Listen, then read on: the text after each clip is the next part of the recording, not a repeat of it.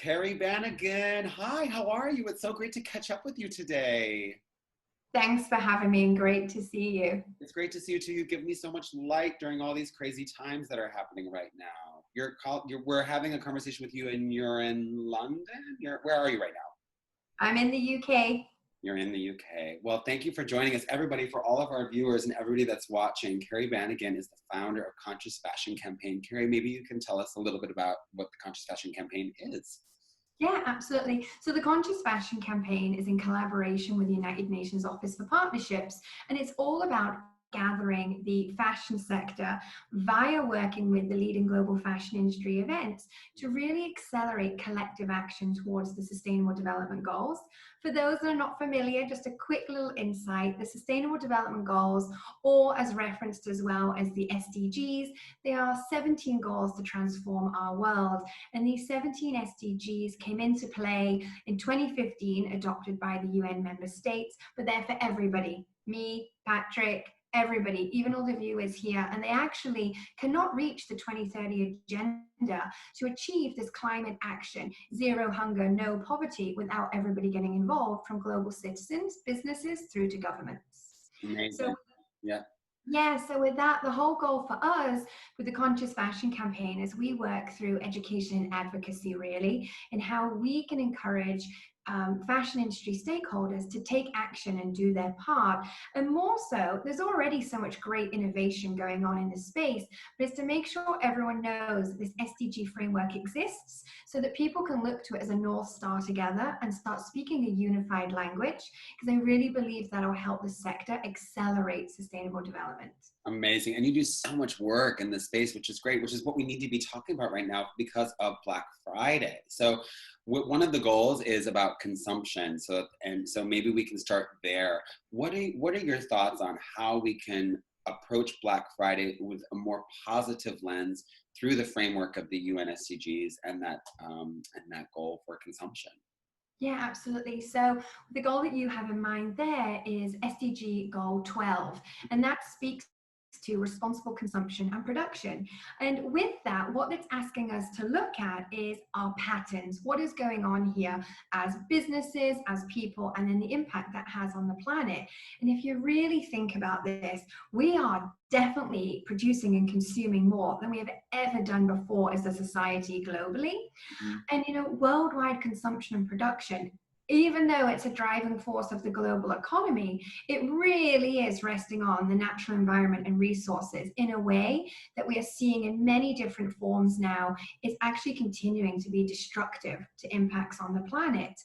SDG 12 is also talking about, with sustainable consumption and production, how can we do more and better with less? Right? So doing more and better with less.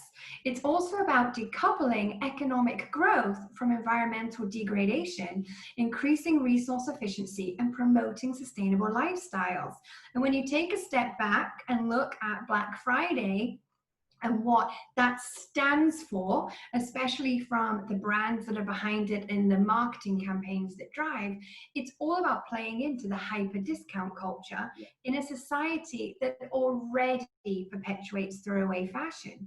And so we've now got to look at how can we be more sensible. And I love with Fashion Revolution how they give these ideas on, think about it, what's the steps that you should be considering before you purchase. And then you've got to look at, and you can't stop but help yourself. Once you get educated and you look at how these campaigns are running, you have to ask yourself who and what is paying for the price. Yes, absolutely. I think this is probably one of the first times that on a large scale that people are looking at that paying the price, who really does pay the price. I think, it's a really interesting conversation to have when we're talking about this. So taking a step back, what are some of your top tips? Like, how can you be a sustainable shopper or human being in an economy like one that we're seeing right now? So it's really interesting, right? Because I think when you look at Black Friday and within the sector, we're talking about the damage that it does to people and planet, we've also got to take a step back and remember this. Where we sit right now in the pandemic, we are now looking at an economic fallout of COVID-19 that we in our lifetime also haven't experienced, right? And so we also have to remember there's the people that are purchasing that are thrilled by it, it's frivolous, they're out there because it's an experience for them. Even online, they just get this thrill from consuming bargains and deals. But then there's also people in this world with us that have no option but to purchase low price items. Mm-hmm. But we have to also remember those doing the necessary purchases, they're not the ones over purchasing. They're not the ones not wearing or wearing it once and mindlessly disposing of these pieces. And so when we talk about how can you do better, what does that look like? Well, there is the first option. We could skip Black Friday altogether, right? Unless you actually need something, especially with so many people in very different circumstances right now. Maybe you're an essential worker or you're working from home, but the whole tie to fashion definitely is different now, and consuming specifically. And so how about just spend the day in nature? Make an effort not to buy anything. I don't know about you, Patrick, and I know you're the king of swapping, but you must still purchase sometimes, even if swapping. And I look at myself, how little I have purchased, or actually have even interest to purchase since March. And we're now looking at November, right? And so I think you've got to look at what you actually need. And for me, I will say, being back in the UK during this period is how I've become so acquainted again, now not being in New York City, but being in a little town, is buying local. Yes. I'm really supporting what's around me, because not only do I love independent brands anyway, but now they need it more than ever. And the independent businesses are truly the backbone of our economy, right? And so if you do need to purchase something and it happens to fall on Black Friday, I do think that you should really take into consideration around the buying local. And I think if it's also possible, because I feel like I can't not say this with you on a call, is we have to look at safe swapping. If you can do that in your environment, in your area with friends, or I wonder if there's ways to also now be doing this digitally, right? Share a picture, show what's going on, show what you've got, and be able to share with your friends if you're in lockdown and can't physically meet up yet.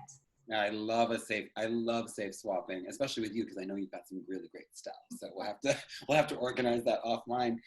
Another thing that I think is really interesting too about Black Friday is, the short term and the long term effects about the disposal or the end of life for things. I think that's something that we don't often think about, or even the shipping or the delivery, or what are your thoughts on not just the actual buying of certain things, but how people, steps that they can to properly dispose of, or things that they should be thinking of on besides just the actual purchase. Any thoughts on that? Yeah, so it's interesting when we talk about long-term and short-term and what this effects are of your purchase for people and planet. And I have to say, long-term, there will be no healthy, beautiful world for us to inhabit, right? But also we need to think of short-term, and only short-term, because people need to think now and act now. I truly believe when we say long-term, people think they actually have a while. That's a really false illusion right now, right?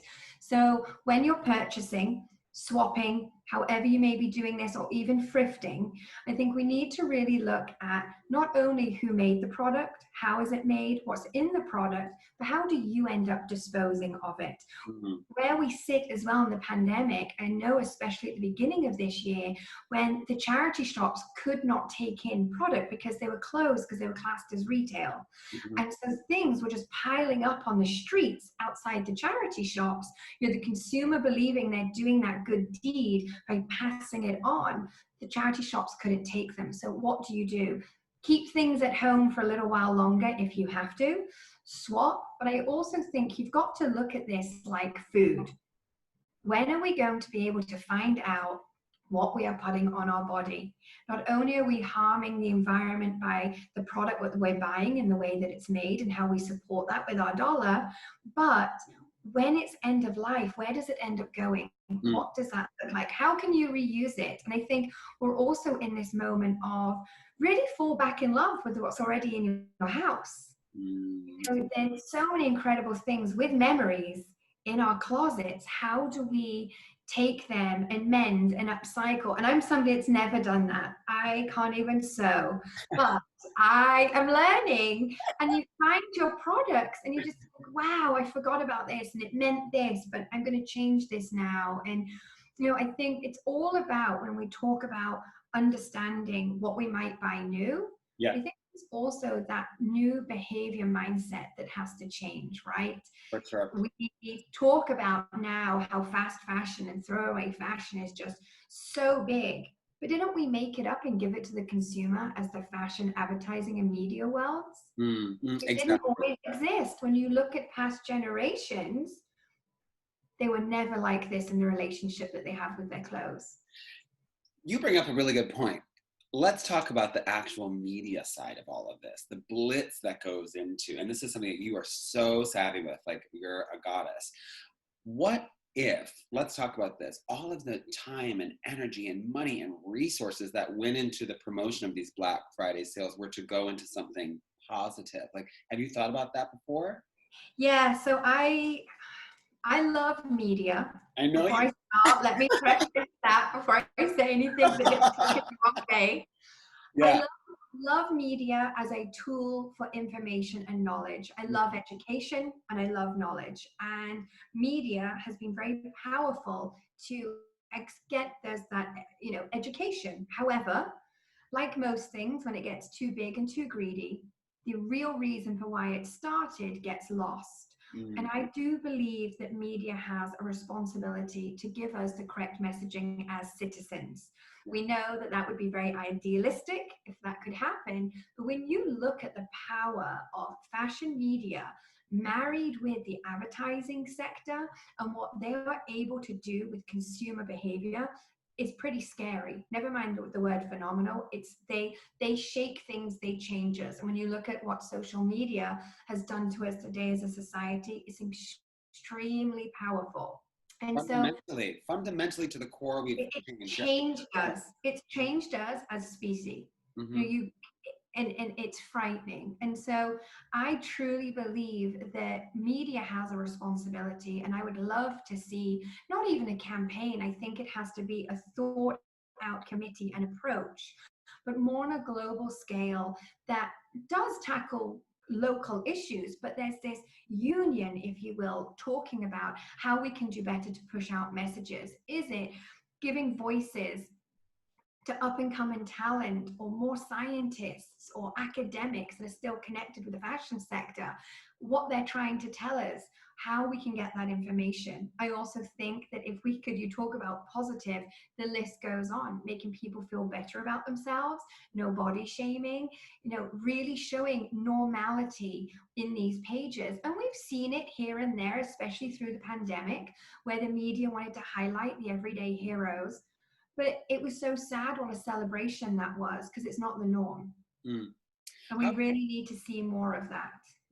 how do you, so tell us a little bit more about how you're using media and SDGs to champion these changes, because you're right.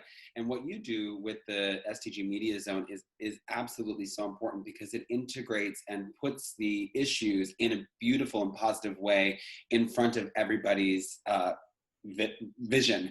And that's one of the things I love so much about what you do, especially with the conscious fashion campaign. So how are you using media for good that can be applied to these questions that we have around Black Friday?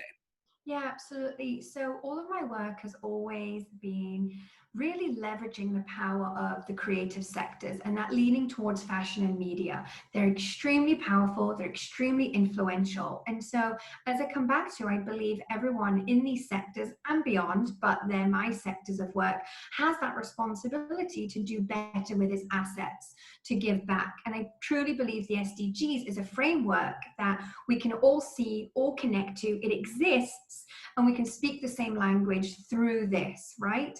And so with the SDG Media Zone and the Conscious Fashion campaign, we look to align with the media, first of all, to educate them. about the SDGs and how we can move forward, but then look to pair them up and say, did you know these brands are doing this, or retailers, or these advocates? And what's so interesting is, I will say, on the majority of media that we connect with, they just didn't know about these stories. And so, yeah, it's shocking, but it's like, it's about getting this out there. And what you'll find is with a lot of editors, I mean, just like everybody, budgets are cut, resources are low, and they may look to lean on the same sources for information or go back to regular to push a story out. Well, we need a library of voices. We need to be able to show from all regions of the world, where we all look different. We've all got different opinions, different experiences. That is what will continue to help shape us towards sustainable development. Yes, cheering you on and cheering on your conscious fashion campaign and everything that you do. It is so fantastic. So honored to be a part of the campaign with you. So thank you so much. And Kerry, thank you so much for taking time. Can you leave us with one little nugget of hope, or one little something that you can leave us with that will give us some positive visions forward? Hang on, I'm gonna cut that out, Kerry. Can you leave us? Sorry. Stop. Cut. And 3, 2, 1. Kerry, thank you so much for joining us today. You are such a wealth of incredible information, and I know this is such a terrible thing to ask for, but can you give us one thing from that massive pool of beautiful information that you have that can inspire us to take positive steps forward towards a more beautiful Black Friday experience? Yeah, absolutely. One thing I'll say, and it goes beyond that too, is you can make a difference. And I feel like in the pandemic, people are very overwhelmed emotionally, mentally, with lockdowns or illnesses or family or work or school, the list goes on. We're in unprecedented times, but you are a part of the solution, if not the solution. And I think that we are now looking for true innovation, be courageous enough to disrupt. I keep saying to people, speak up, talk to people, share your knowledge, share your beliefs. We need this. And have the courage. I think hope is difficult at times, but we all can bring out that courage in ourselves to ignite change. Absolutely. Thank you so much. And one last thing, a little PS. How can people find you, and how can they get involved in the Conscious Fashion campaign? Yeah, absolutely. Thank you for that. So to find out more about the Conscious Fashion campaign, we're on Instagram at the Conscious Fashion Campaign. We also have our website, consciousfashioncampaign.com, and also several of our industry event partners have information around the SDGs. You can Google the Sustainable Development Goals and a wealth of information will come up, and just start reading, learning, and implementing. All right, we will do that. Thank you so much, Kerry.